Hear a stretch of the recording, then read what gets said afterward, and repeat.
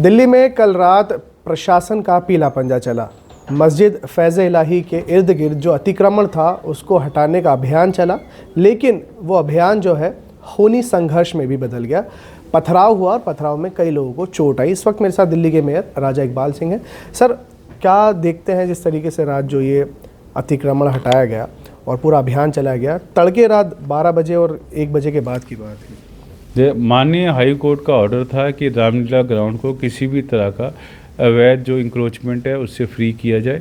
तो उसमें कुछ कंस्ट्रक्शन थी जो बैंक्वेट हॉल के रूप में या बाकी कुछ पब्लिक कोई फैसिलिटी की जो भी डिस्पेंसरी है तो वो थी साथ में। तो माननीय जो ऑनरेबल हाई कोर्ट का आदेश का पालन किया गया और रात को इंक्रोचमेंट को हटाया गया।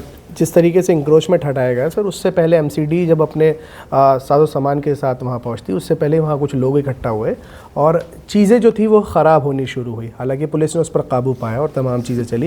ये जो चीज़ें ख़राब होनी चली, आपको लगता है कि किस तरीके से माहौल बिगाड़ने की कोशिश की गई? देखो, ऐसा है कि जब भी हम कोई भी एक्शन के लिए जाते हैं, जो शरारती तत्व हैं वो किसी भी रूप में उसका अफवाह उठाते हैं। जो भोले भाले लोग अफवाह में आ जाते हैं। मुझे लगता है कि वहाँ पर जो मैसेज ये जा रहा था कि जो धार्मिक स्थल है उसको हम हटा रहे हैं जी। मगर ना ऐसी कोई आदेश था, ना कोई इंटेंशन थी। डेमोक्रेटिक कंट्री है, हम ऐसा सोच भी नहीं सकते।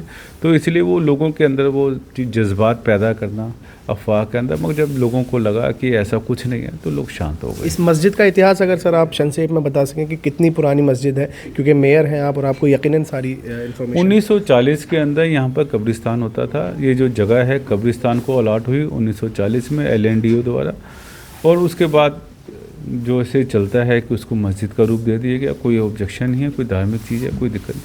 फिर समय के साथ साथ वहाँ पर इलीगल उसको इंक्रोच किया गया, वहाँ पर बैंक्वेट हॉल बनाया गया। और मुझे लगता है कि जो कमेटी के लोग थे वो भी कुछ ऐसे ही थे कि लोग उनसे, क्योंकि मैं भी आजकल लोगों की रील देख रहा हूँ कि वो लोग भी ऐसे ही है कि उनकी भावनाएं बदल गई, कमर्शियल हो गए वो लोग भी, और वहाँ पर भी गरीबों का शोषण शुरू हो गया। आगे क्या कुछ MCD की कार्रवाई देखने को मिली? क्योंकि अभी जो है दिल्ली में कई जगह प्रशासन का पीला पंजा चला और MCD में जो प्रशासन का पंजा चल रहा है उस पर आम आदमी पार्टी जो है एतराज़ कर रहे हैं। वो कह रहे हैं कि आप लोग आए ही सत्ता में गरीबों को सताने के लिए। देखो, ऐसा है कि जहाँ पर भी एक्शन होता है बड़ा एक्शन होता है, और बड़े एक्शन में गरीब नहीं होते, अमीर लोग ही होते हैं।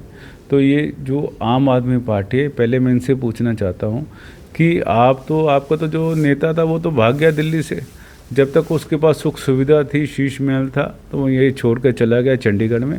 पहले अपने लीडरों को बुलाओ, यहाँ पर दिल्ली में इकट्ठा करो, क्योंकि आप लोगों को क्यों गुमराह करते हो? जो स्टोन पेल्टिंग हुई है ये हुआ, ऐसे ही लोग हैं जो लोगों को झूठ बोलते हैं और गुमराह करते हैं, और जिसका जो रिजल्ट आता है सरकारी जो हमारे एम्प्लॉइज़ हैं उनको भी दिक्कत होती है, आम पब्लिक को भी दिक्कत होती है। अंतिम में सवाल ये कि अब इसके बाद MCD क्या कुछ बड़ा करने वाली है? देखो, बड़ा चलता रहेगा। अगर लोग इलीगल इंक्रोचमेंट करेंगे सब जगह एक्शन होगा। ठीक है। तो साफ तौर पर दिल्ली में फैज़-ए-इलाही मस्जिद के बाहर जो इंक्रोचमेंट थी उसको हटाने को लेकर जो खूनी संघर्ष हुआ उस पर हमने बात की दिल्ली के मेयर राजा इकबाल सिंह से। फिलहाल इस वीडियो में इतना ही। देश और दुनिया की तमाम बड़ी खबरों के लिए देखते रहिए नवराजनीति। धन्यवाद।